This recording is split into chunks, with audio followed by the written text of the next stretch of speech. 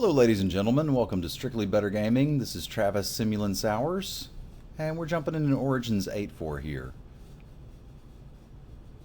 Let's draft some magical cards. So we've got some stuff going on here. Let's see if we can do our little preview pane. Can we do our little preview pane? We can do our little preview pane. So clearly picking Liliana because Papa got bills to pay. If Liliana wasn't here, I think this is a pretty stacked pack otherwise. Like, a lot of these cards are playable. It's unlikely anything wheels that's worth wheeling. But we've got Conclave Naturalist, which I like quite a bit. Tower Geist is great in a control shell. Watercourser may be the best blue common. We could argue about that some, but this card has done a lot of work for me. Fiery Impulse is amazing. Stalwart Avon's fine. I've played more Guardian Automatons than I care to mention. Main deck Furies have been good. Obligate Assassin, not amazing, but playable. Then we've got Grasp of the Hieromancer, which I think is a good card too. We're not really passing any amazing black, although Consecrated by Blood is playable. But we'd like to be heavy black with Liliana if we can. If we can't, though, we can't. Arguably the best card in the set is Tragic Arrogance. So I think getting past one means we should probably take it. Like, there's two good green cards in the pack. There's the Troll and the Leaf Gilder. I like both of those quite a bit, but Tragic Arrogance just does things that no other card in this set can do. Mostly leave you with your best creature and them with their worst. So we're pretty easily going to grab that. Also, pseudo combos with Liliana, as long as you keep her alive. It's a way to flip her. I don't like going double black into double white, but we don't have to play both of these. To be fair, these cards go in the black-white enchantment deck quite well, because this lets you keep enchantments as well. And, like, part of me wants to just take a 2-drop here, because this format is very 2-drop focused. Would like Cleric probably over the Shambling Ghoul, just because it can block earlier. But I'm going to grab the Knightly Valor here and be a little bit greedy, and see if we can pick up our 2-drops next. Because I don't think random 2-drops are enough to put someone in a color. I think they'll just take them if they're already that color. Whereas Knightly Valor is enough to make somebody say, okay, I'm going to play white. And now we've got this pack. This is where I'd love to pick up a 2-drop, but I simply don't have one. Read the Bones is a perfectly fine, serviceable card, especially in something that's looking to be controlling. Which I guess we could do black-white control. It's either that or the Evolving Wilds. The argument for the Wilds is I've already got double white and double black. We, of course, don't have to be black, but it'd be really nice because we got a Planeswalker, and it can just do terrible things, like reanimate stuff and make zombies. I think I'm just going to take the Read the Bones. The upside's high here, even though it doesn't have an immediate impact on the game. It does let you draw cards that do things. This pack, we've got two relatively okay cards. There's also a Turn to Frog, which is a little on the late side, but I think this is between the Eyeblight Assassin and the Knight of the Pilgrim's Road. I think uncontested the Knight is probably better, although I'd prefer a 2-drop over either of them. You can overload on Eyeblight Assassins, and I feel like I can get one of those later if I want it. And here we've got 2-drops for basically every color other than mine, which is a little concerning. We've seen okay red. We haven't seen amazing green. I think I may just take the Bonded Construct as a speed bump. Like, if you view this as a 2-drop blocker, you're kind of in the right spot with him. It's unlikely we're going to have artifact synergies. I know my buddy Derek is a big fan of the Catacomb Slug, but I've got to get this 2-drop slot filled up, and I'm going to count this guy as an okay 2-drop. Scarring is fine if we get some enchantment shenanigans, which I would like to. Like a Blightcaster or something. And Shrouding Mist, again, is a fantastic combat trick. We just need the 2-drops, so I'll probably be taking those over just about everything in the next pack. Wield Consecrated by Blood, which is another powerful enchantment. Presently, we don't have much reason to actually take it. Kind of thinking I might just want the Automaton or gamble on a Watercourser. This can win a game, but you've got to have something to put it on. Ah, screw it. Let's gamble. I don't think we're in the Angel's Tomb deck. I kind of hope we're not in the Returned Centaur deck, but we might be. Didn't wheel either of the 2 drops we saw earlier. There's some good blue ones, but I'm going to take Bonded Construct number 2. Again, this does a fine job at blocking a Taupe and Freeblade, which is really all we want. Now the slugfest begins. Night Snare for the board.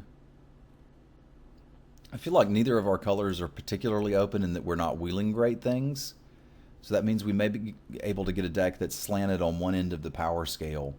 In other words, 12 cards out of our deck are amazing, and then the other, 11 are okay. Filler level cards like Bonded Constructs. And I think I'm okay playing a deck that has a swing like that in power level. We've got decent card draw. We just need to be able to survive an early rush from a Boros deck. As Boros does seem like the real deal here. It's interesting that a format that's so aggressive makes you... It kind of leans every deck towards aggression. Like even a deck like this that's looking to do something a little more controlling can have very aggressive draws. Where we land 2 constructs. I guess I should put these in the 1-drops. And a couple 2-drops and actually start attacking early. I'm looking to find something better than the Centaur and the Slug, but, you know, if that's what you got to do, that's what you got to do. Alright, so we've popped open Exquisite Firecraft, which is a great rare. Can go to the face, can go to the creatures. But I think we're just going to hack this Suppression Bonds and be pretty happy about it. Imp is something I like in the deck too, but not over a premium removal spell. That may also have synergies with the deck later on. Ideally, we'll see one of the Blood Curse Knights or something like that at some point. I might even take one. No, I don't think I'd take it over Bonds, but it'd be close. Speak of the Devil. I think we're okay-ish on removal, that I can take it here. Like, it's really risky to try to wheel it. I like Rog's Passage quite a bit too, and I like Unholy Hunger, but I've got a lot to do at 5 already. And this is just a fantastic card for our deck. If I can take this, is there any chance I wheel the Shaman? Probably not, but it could happen. And this guy's just a beast once you land an enchantment. That's a pretty good pickup. Remember back in the old days playing with the White Knight and Black Knight. This should have had first strike. Just for flavor.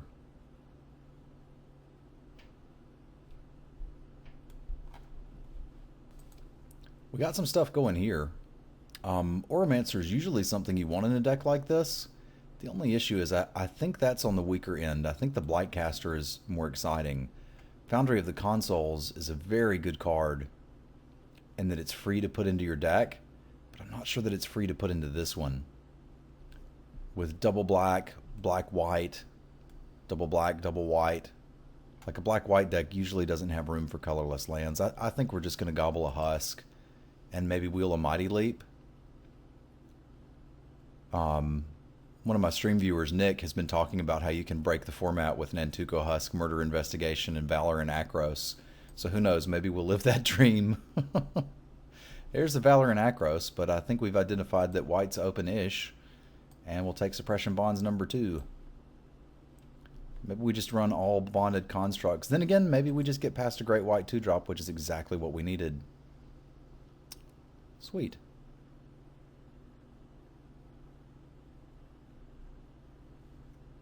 You can take my token, but you'll never take my freedom.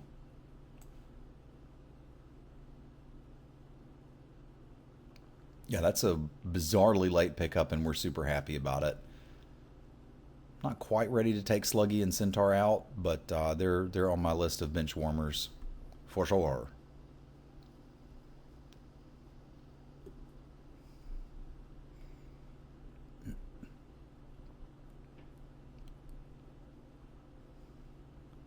Yeah, what I was saying earlier was you can end up with an aggressive deck by accident just because you're trying to defend against aggressive decks. So it kind of, the fact that there is the red-white deck in this format and that pretty much every deck can be aggressive warps it to where everyone is playing aggressive decks. This has got some good pickups for us, and I'm usually quite interested in Shadows of the Past, and this would probably be a good deck for it. And that we don't really have a kill condition, but I need more 2-drops. I kind of hate passing it. I mean, you don't have a lot of slots in your deck for cards that don't do anything. Alright, let's get real. These guys aren't happening. We have a serious creature deficit. I have to take the Shambling Ghoul over the Sweet Enchantment. Meh. Stalwart Avon? Sure. Sure. Get in the deck. Doing pretty good on the late pickups. Again, the majoring network is not a thing I think we want to be doing. I can take the heavy infantry of shame.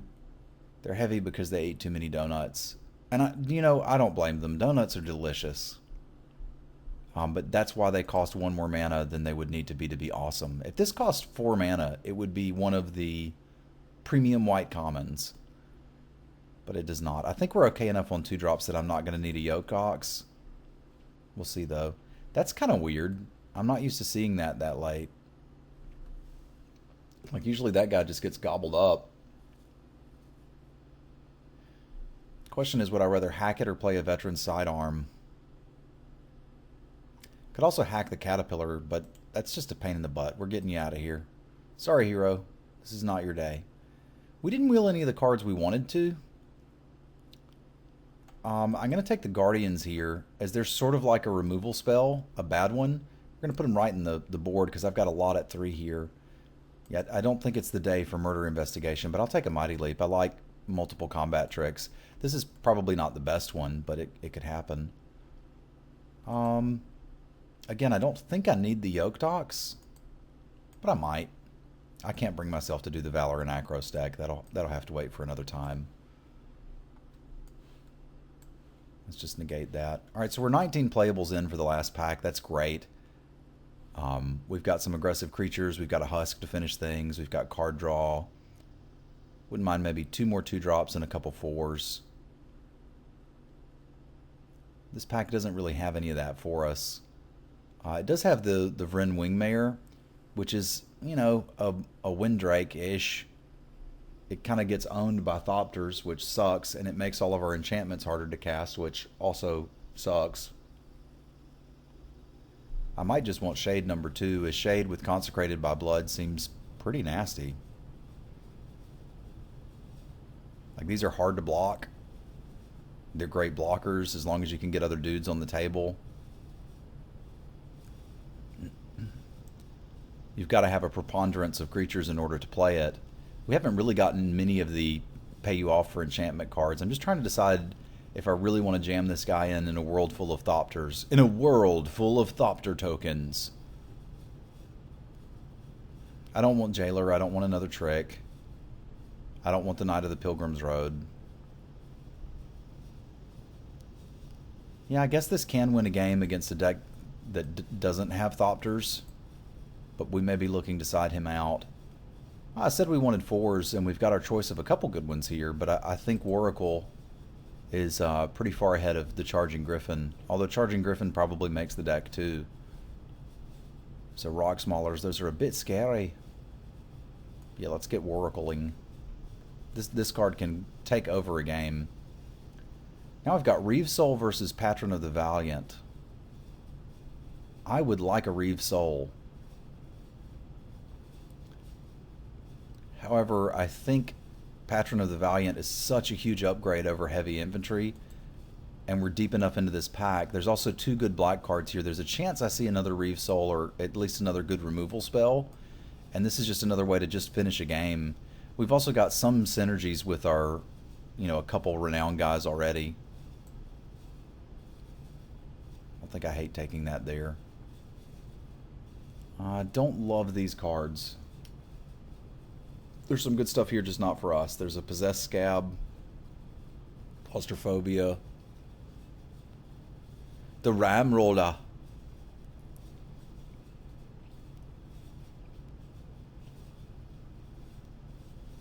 I don't think I'm playing 2 Scarrings. I could consider Zerola, but I might just hack the Possessed Scab. Actually, if I'm going to hack, I should hack the Claustrophobia. Yeah. Sorry, Blue Drafter. Another Suppression Bonds? Sure.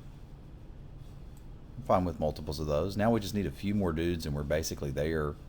And Charging Griffin is a dude I will play. It's not my favorite card because you need to kind of be ahead for this to do a thing. But it does attack in the air. It's probably reasonable to take the Oromancer here.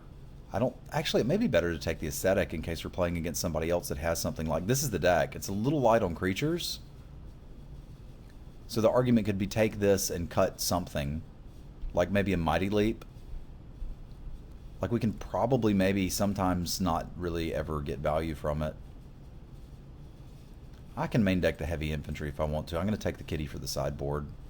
It's not great, but it's a cat. Totem Guide Heartbeast. Why? What's up? I think I might actually like you over the Consecrated by Blood, because at this point, we don't need that to win. We've got Patron as a win condition, Knightly Valor, all sorts of good stuff going on here. I think because we took those Bonded Constructs, I can probably just take another Knight here and look at taking out 2 cards that don't really affect the board and moving along. Another Charging Griffin's a fine pickup. So we've got some room for cuts. I'll take a Jailer for the board. There may be some matchups where I want him, and I've already got Fat Infantry if I want it. Hack more blue.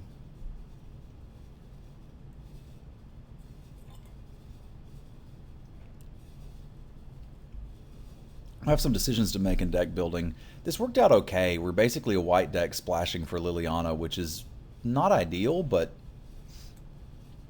we had opportunities to pick up some good black cards, but kind of passed on them. Yay, more cats. Cat monks, to be more specific. Yeah, I think I've got to cut a 5, so this Consecrated by Blood is an easy cut. I can probably cut one more creature, and it might just be a Charging Griffin. As I mentioned, this is great when you're ahead, and not so great when you need to block something. Like this deck wants to draw cards, remove their dudes, resolve Tragic Arrogance, win game. And that means we probably want one of these dudes in play early to block. I could also consider just cutting the Wingmare, as we've already got decent 3s.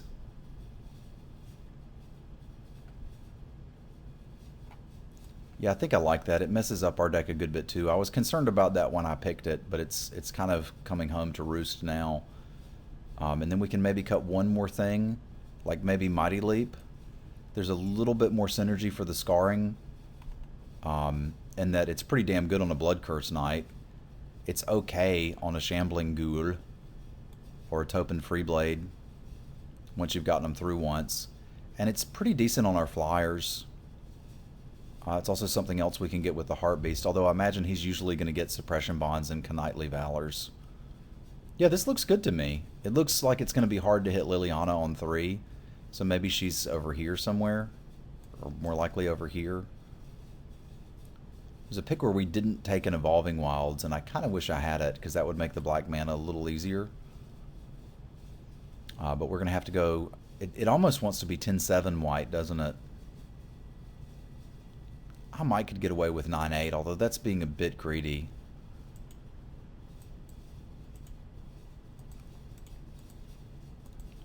Pretty happy with how the deck drafted. Like, there might even be an argument for going mono white. I think the power level on a few of these cards is there, but the Shambling Ghoul we're not hitting on time.